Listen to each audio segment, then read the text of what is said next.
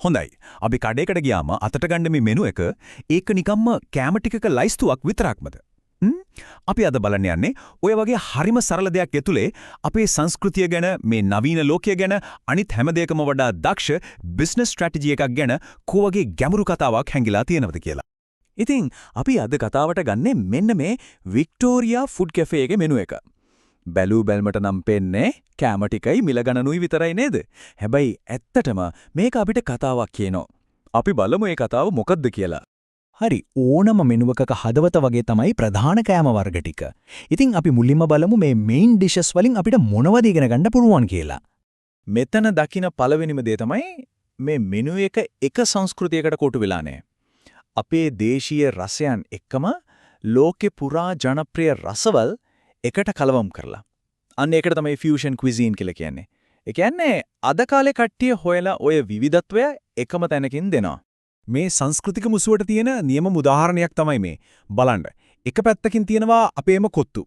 අනිත් පැත්තෙන් මුළු ලෝකෙම දන්න බර්ගර්. මේකෙන් ඇත්තම දෙන පණිවිඩය තමයි කැමති රස මොකක් වුණත් ඒකට හරියන දෙයක් මෙතන තියෙනවා කියන එක. හැබැයි මේ විවිධත්වය අපේ දේවල් වලටයි බටහිර දේවල් වලටයි විතරක් සීමා වෙන්නෙත් නෑ. බලන්න බිරියානි, නාසි ගොරෙන් වගේ කෑමක් තියෙනවා. ඒ කියන්නේ මුළු ආසියාවෙම ජනප්‍රිය රසවල් ගැනත් මෙතන හිතලා තියෙනවා. දැන් සමහර වෙලාවට තියෙනවනේ අලුත් දේවල් try කරන්න හිතෙන්නේ නැති වෙලාවල්. අන්න ඒ වගේ වෙලාවකට fried rice, noodles වගේ හැමෝම දන්න කවදාවත් වර්ධින්නේ නැති safe choices ටිකක්කුත් මෙතන තියෙනවා. ඉතින් එන ඕනම කෙනෙක්ට හරිම පහසුවක් දැනෙනවා. ඉතින් ඔක්කොම එකතු කරලා බැලුවම මේ එකම මෙනු එකේ වෙනස්ම විදිහේ කෑම වර්ග 12ක් තියෙනවා. 12ක්.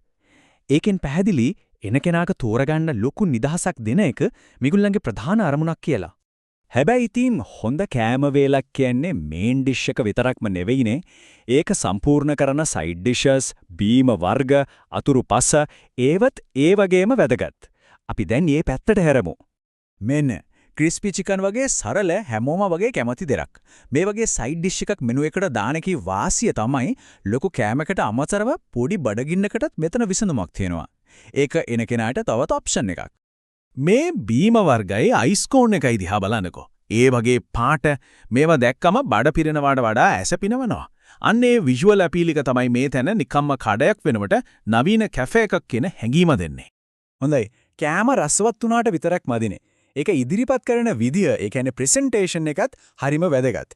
ඉතින් අපි දැන් කෑම ගැන කතා කරපු එකෙන් පොඩ්ඩක් එහාට ගින් මේ මෙනු එකේ ඩිසයින් එක, ඒ කියන්නේ දෘශ්‍ය භාෂාව ගැන කතා කරමු.